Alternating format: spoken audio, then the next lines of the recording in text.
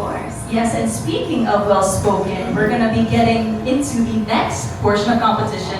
Sometimes the most nerve-wracking for some candidates. The most nerve-wracking, yes, the Q&A, you prepare months for it, but then a question comes to you that you did not prepare at all. But I think the most important thing is we take from Naomi's speech, just be yourself, have fun, and speak from the heart.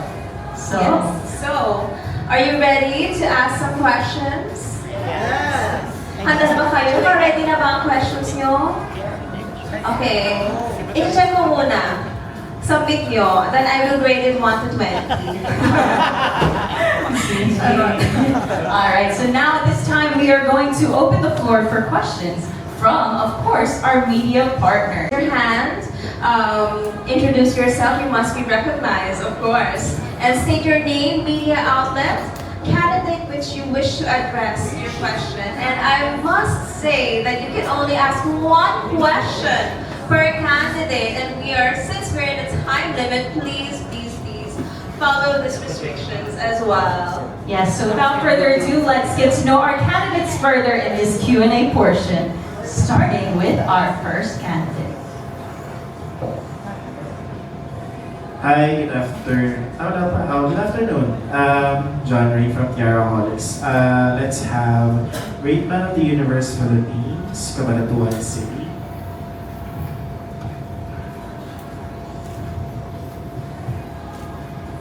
Alright. Hi, Maki. Good afternoon po. Good afternoon. This is probably your, I believe, second national pageant. It is. So, what brings you back and what keeps you going? Thank you very much for that question. So, first of all, what keeps me back or keep on going is because I know to myself that even though I am not actually yet win or have won a crown, I am being an inspiration to all of the future kids out there because there's a lot of kids who are telling me that I am being their inspiration, especially when they see me on stage, not only when I am performing with my passerella or what else, but it's also because of the way I speak. And they also want to be like me. They're always telling me that they are seeing their faces in me and they're actually seeing their future selves in me. And, sorry, what's the next question again? The nurse is getting on me, sorry. What keeps you coming back? What keeps me coming back is, of course, the hope. The hope that someday, that elusive crown that I am really aiming for will be just above my head. But of course, if it is not possible for this year, but of course, I'm going to give all my best. I am going to keep on going because that is something that I can actually share to everyone so that I can be an inspiration to everybody. Thank you very much. Thank you. Thank you. I'd like to call on Mr. Kalinga.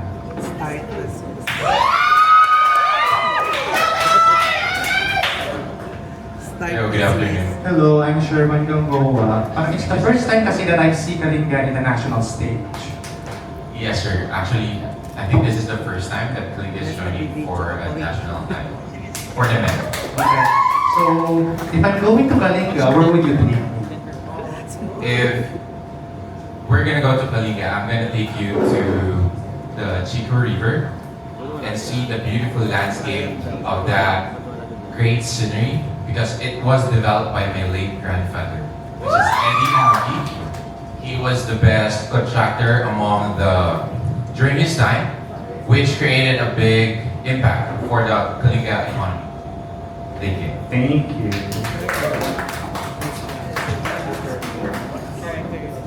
Hi everyone, my name is Eric from Hotman Philippines, and this question is to Great Man of the Universe Philippines, Quezon Province.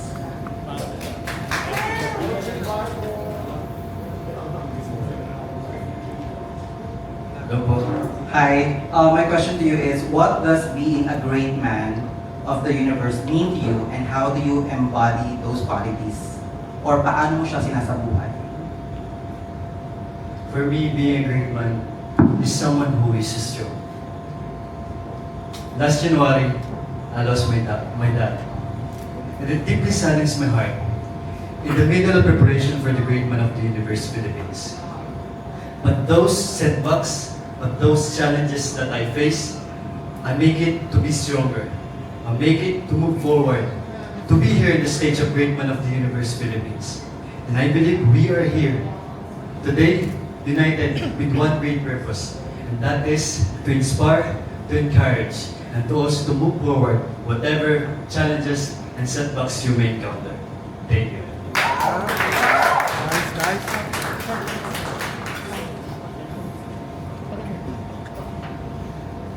Hello, I'm Brian from Brian Loves Pageantry and Pageant Spectacles. I'd like to call on Great Man of the Universe Philippines, Laguna Province.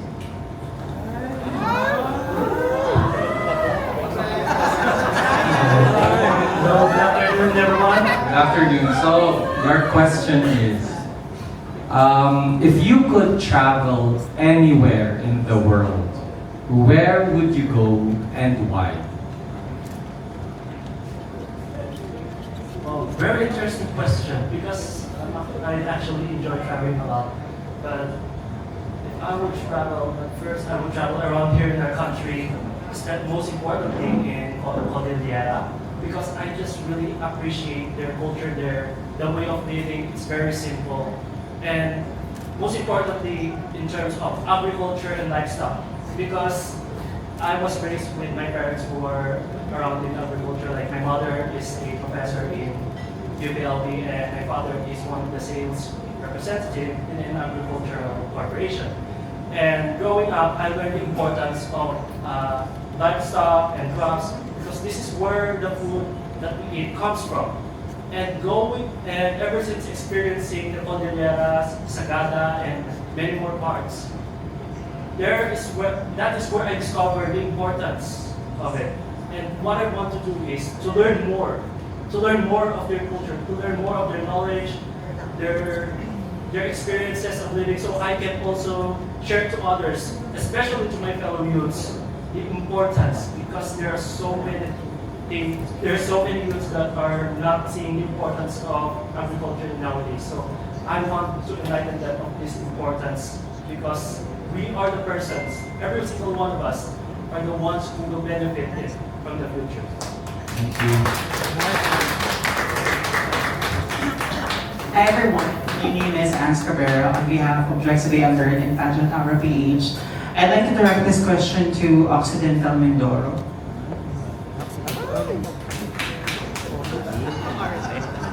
Hi Ron. Hello, good afternoon. Good afternoon. So, I'll make this a very simple question. So, if we were to tour Occidental Mindoro, can you name top 3 tourist destinations that you'd like to take us to and why those 3? That's it. Thank you for that wonderful question. Occidental Mindoro is proud to hold tourism world titles like Apo Reef, Pandan Island, but I would like to highlight our hidden gems like waterfalls. Because just like waterfalls, Sablayan is overflowing as Occidental Mindoro is overflowing with beauty, with pride, and with endless wonders to discover. Thank you.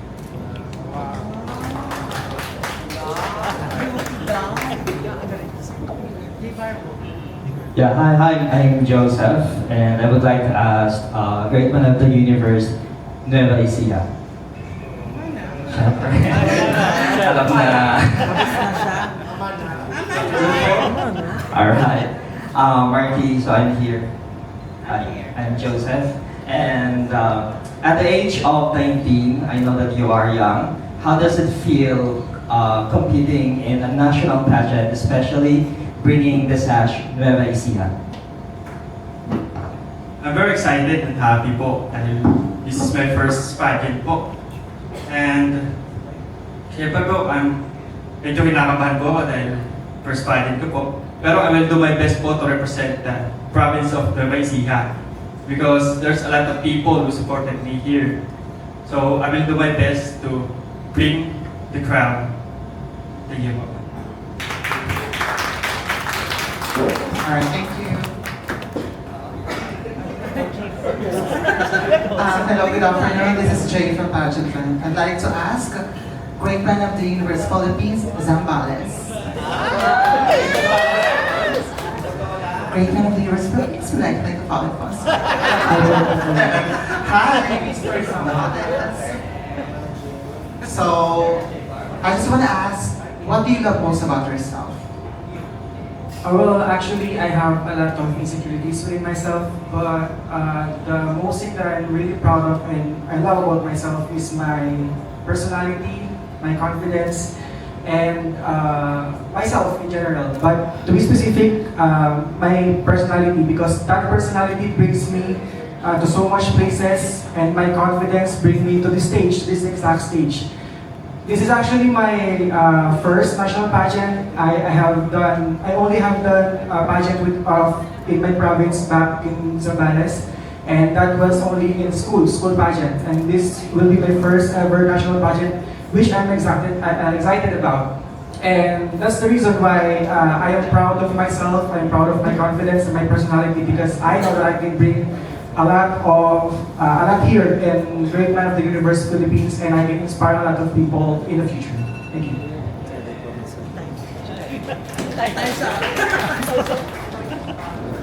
Hi, this is Michael of Cardi's Fanatic. Let me call Great Man of the Universe Philippines, Palawan.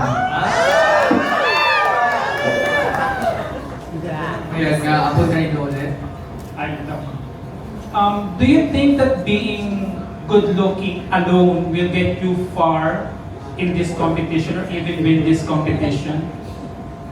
First of all, I am an indigenous person from the province of Palawan, and I belong to the Pinoy tribe that is originated in Cuyo Island, where my ancestors from. I believe that a good-looking does not define who you are and where you are going for. And as a great man, I have a great purpose because we live in this world to have a greater purpose. And I stand here to use this platform to advocate for the causes that I believe in. Because as an indigenous person, it is our vital role to preserve, protect, and cultivate our cultural identity. And I want to use this platform to advocate for the causes that I believe in. Because I know for the fact that the Great Man of the Universe Philippines does not only celebrate the physical attributes or the physical appearance of participants, but the talent, leadership, and advocacy. That will be all. Matabang salamat, bayan. Nga po kayo.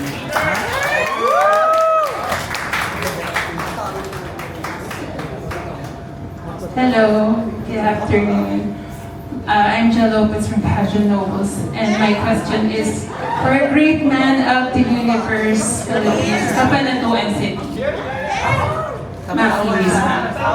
Ay, tawag na ba? Sorry, okay.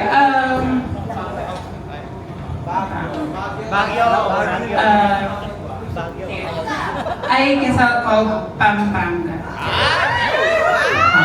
Masanting! Masanting, Pampanga. Alright. Lobo. Maya pa abak.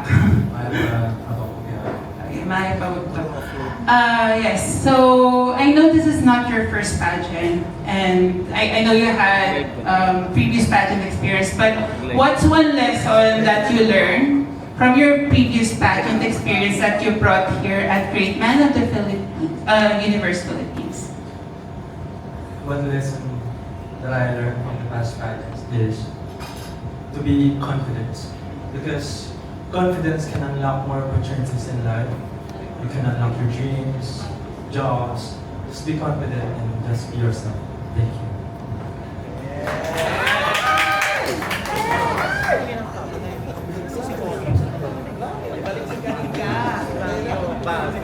Hello, Great Man of the Universe, Baguio.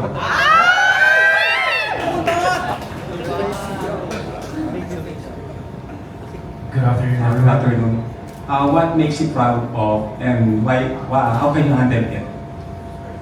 What makes you proud of, and how you can handle it? What makes me proud of is just being myself. I can handle it because I know myself. If I can do it, I know it, and if I don't, I will learn how to do it. And that's why I am proud of myself. Thank you. Thank you. Thank you.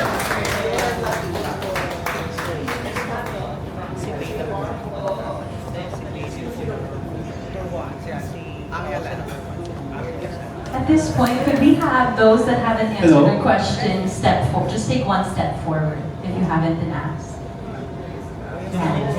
easier or better? Mr. Raul, please.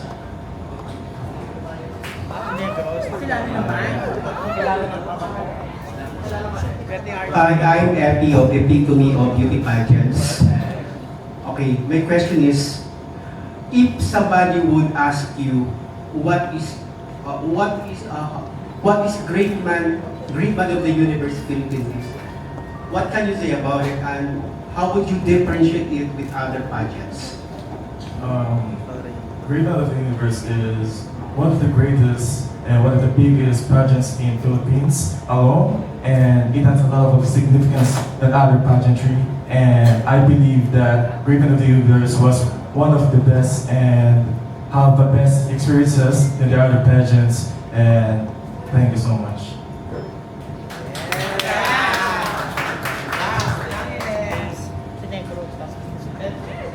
Hi, can I have the Negros Oriental? Baka no. Hi, good afternoon. I'm here. Hi. My question is, what makes a man truly great in today's society? Thank you for that question. So, for a man to be great in this generation, he needs leadership and ownership, if ever, being responsible and know how to apologize and even be responsible in his mistakes and to know how to lead others to the direct path. Thank you.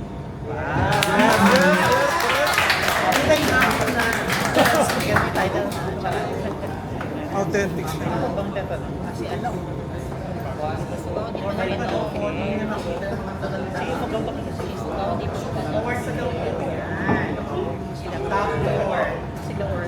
I like to ask Valley Parvid West and make you benefit. I like to ask Bay Laguna, this is 1010. Good afternoon. Gamot sa Cebu. Hi, Bay Laguna. The question is, a great man talks about masculinity. And if you have that superpower to change this world to a better place, especially the war right now, what are you going to do and why? Sir, can you repeat the question once? Do you have that superpower to change this world to a better place, especially the war today? What is that superpower that you are going to do with it and why? Siguro po yung isang power na gusto ko ma-create during in our war or in our crisis, what's happening in that world is yung mindset ko o yung pag-iisip ko ng mga tao na hindi matatapos yung gera nito. Dahil kung ang bawat leader ng bawat bansa ay may pagtutulungan at pag-uunawaan, makakamtan to ng bawat isa. At yung mga nasasakupan sa bansa ay hindi na dapat nagkakagulo. Bagkus dapat po ay nagkakanawaan tayo. Wala pong magiging malalang gera o hindi lalala ang krisis sa bansa o sa buong mundo. Maraming salamat po.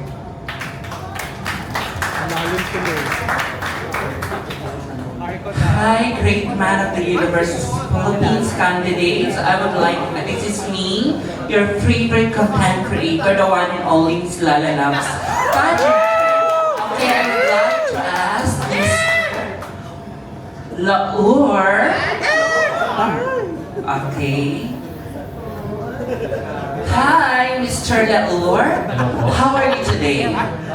I'm okay now. Okay, this is your simple question. Why do you think you should be the next great man of the universe Philippines 2026? Thank you po. As a licensed professional teacher, life has a purpose for me. And that purpose is to amplify and be the echo of others' voices. As a representative of the Nueva Ecija, I am proud of my province. And that's all po. Thank you.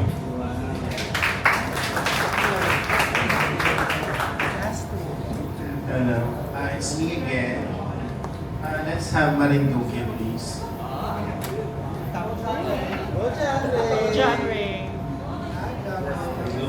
Hello, Moriones Festival is celebrated in your province, right? So what do you love most about that specific festival? Oh, thank you for the question. Marianas Festival is a little bit controversial past day, so What do you love most about that specific festival? I love the Marianas Festival. Being the pinapakita nila kung ano yung true identity ng Pilipino, ng Christianity, and the Bilitupe. Pinapakita din kung ano yung significance na history ng Marito. Thank you. We are now approaching our final two. Congratulations. Okay, I'd like to ask Mr. Lihuga.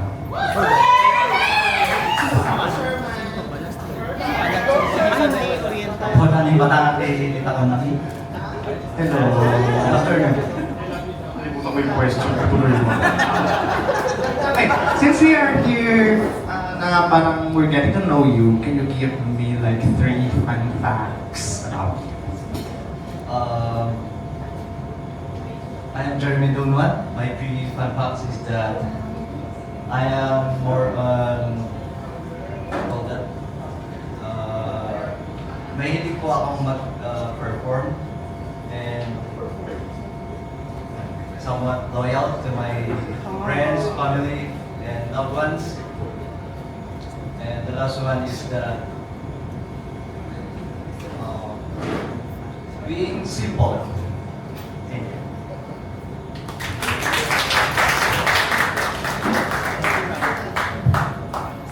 Yeah, before we actually go to Oriental Mindoro, I'd like to direct a question to Miss Shandy. Hi, I'm single for 15 years now. And I'm looking for a boyfriend actually. Alright, my simple question for you is, what keeps you motivated and making sure that this pageant keeps going year after year? Actually, taas na po yung presyo ng lahat. So it's very expensive. Lahat nahihirapang mag-pageant. Lahat nahihirapang pumunta ng Manila kasi ang mahal-mahal ng airfare.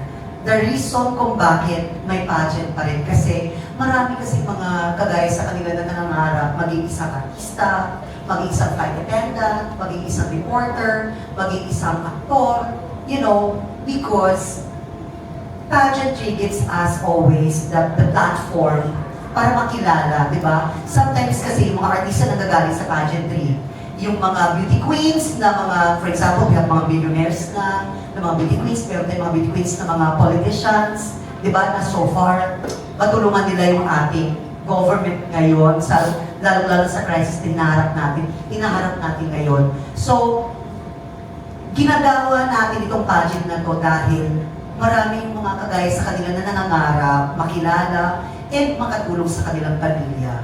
Okay, so, lalong-lalo na next year ng Great Madrid Philippines 2027, abangan nyo po kasi times 10 po ng pasabog yung magiging eksena. Okay? So, we're going to announce it later.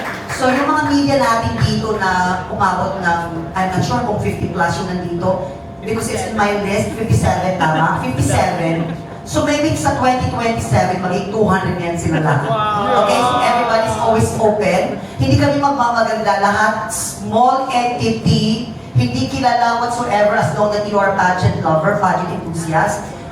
Nag-uumpisa ka lang sa content creator o content creation, etc. Lahat ay welcome sa Great Man of the Universe and Great Man of the Universe. Okay?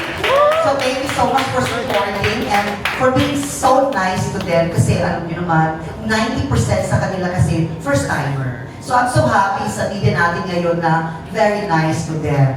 So congratulations boys, thank you so much for a very impressive performance and thank you so much sa media natin. Pwede mo mag-follow up, Miss Shan? Go. May mga dates na ba kayo na kailangan namin Okay. Actually, gusto ko na talaga magkaroon ng dates for our final competition. The problem is, inaantay namin kung kailan bababa yung presyo ng airfare ng Luzon, I mean ng Visayas and Mindanao. So, the reason na bakit first batch lang muna because yung nandito silang yung nakaka-afford na lumipad. Like, si Palawan, 20,000 pesos yung binayad niya. Si Negros, 14 something. One way lang yun ha. So alam mo yun, ako naman, hindi mo, ay hindi, kailangan pumunta kayo dito. That was shoddy before. Ngayon hindi na. So naiintindihan ko na sila, naiintindihan ko yung mga problema nila. And yun ang kailangan natin, di ba? Yes! Hindi dahil napupustpone na move because we need to consider also yung mga nagjo-join. Yung great man kasi, 80% ng mga sumasali sa atin, hindi taga Luzon. Marami. Hindi kagaya ng ibang pageant na 99% mga taga Luzon lang, 1% etc.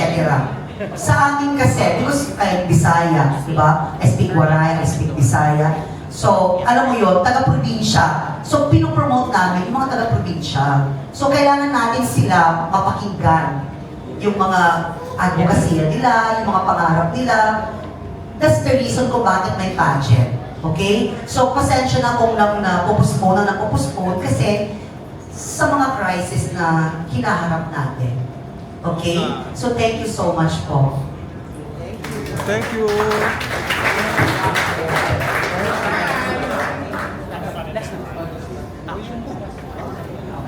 Hello po. Good afternoon. Hello, good afternoon. This is Fred from Passion Refinance. Hello po, good afternoon. Simple question lang. Ano yung message mo for each ordinary Filipino people who's facing challenges or hardship on our daily lives?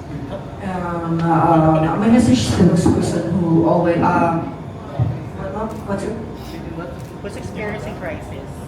My message to those person who experience crisis is always keep moving, keep doing the things, keep motivated to yourself, because we are not here living in this country, in this place to parang imahinat. We are strong enough to fulfill our things, our goals in life. Because I believe that we are not just staying to the place where we are, if we are staying here. But the thing is, you have to feel always be who you are. Improve yourself, improve the things that you need to improve, and be who you are. Thank you.